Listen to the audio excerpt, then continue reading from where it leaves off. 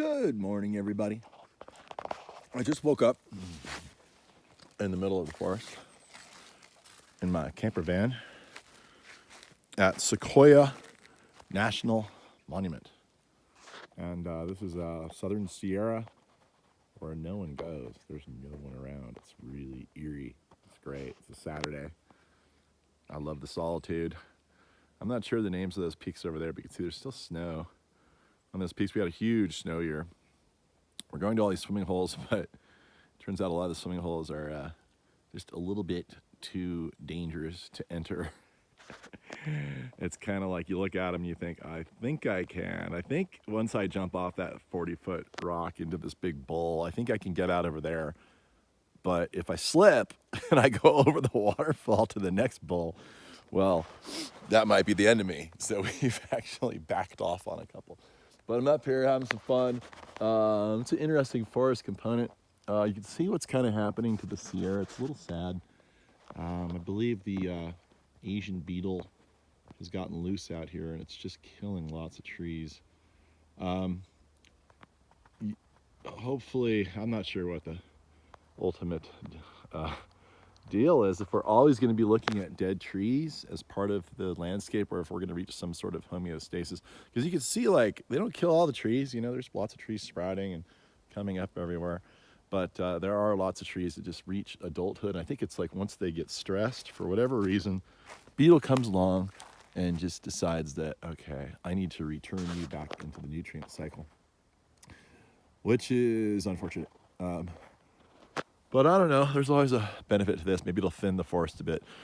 And over time, forest fires will be,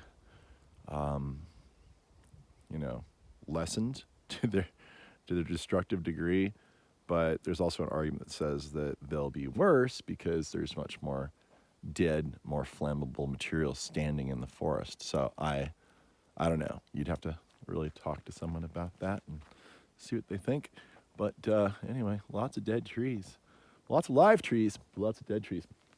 But I'm going to teach you guys about what you can survive on out here. Supposing your plane crashes in the middle of the forest and you have to walk your way out. You've got nothing to eat. You take a little lesson from the coyotes and especially the bears up here. And, speaking of bears, bears have been eating this stuff for millennia, but humans, it didn't really become popularized with humans until Yogi Bear popularized it with humans. And so, these are little apples, as they were called by the Spanish when the Spanish would ride their horses through the mountains. And you can see here they are. They look like little apples right here. And they taste like little apples. So right now it's early August. These are the berries of Manzanita, Arctostaphylos species. And this is like one of the most common manzanitas of the mountains. There's all kinds of manzanitas that are native to California. And this is one of them. You can see a beautiful red bark in there. Isn't that pretty? Imagine if you trimmed this thing out. It would look really good. All the manzanitas have this beautiful peely red bark. And this one, I haven't really learned the name of this one because I just don't use it in our landscapes, but I'm familiar with probably 25 different manzanitas. And I'm really familiar with this one because I've seen it as a kid, but it's never sold in nurseries, probably because it just doesn't like low elevation. We're at 9,000 feet right now, or at least 8,500. And so this is one that likes high altitude. So if you live in Tahoe, some mountainous regions, you could probably grow this very one. It's really beautiful because it has this big flat fan-shaped leaf, dark green, beautiful vivid green. But we're here today to talk about how to survive on manzanitas, or little apples. Here we go. So these guys aren't quite, hopefully when your plane crashes, it'll be a little bit later in the season than it is now, because these are still fairly bitter. They taste just like unripened apples. And you'll see in the excrement piles that you'll find occasionally with the bears, lots of seeds. So they're just eating the whole entire thing, swallowing the seeds. This is what I'll do right now. All stems. No problem. There's a ton of moisture. Actually, it's really bitter. They'll get sweeter in September. If you're going to get lost in the forest, make sure it's September. You won't freeze to death. You'll have lots of manzanitas to eat, or lots of little apples. So now they are bitter, but they're loaded full of vitamin C.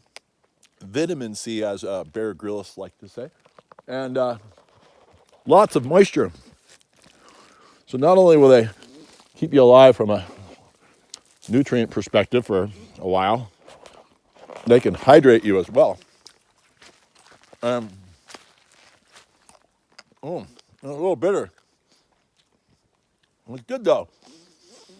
Kind of like a kumquat. You stick with it, it gets sweeter and sweeter and sweeter. And instead of spitting out all the seeds, and just swallow them all. And that way, you can help, just like Yogi Bear did and all the bears before him, spread this plant all through the forest, if you know what I mean. All right, there you go. Beautiful, slightly backlit manzanitas, little apples to survive on in the forest.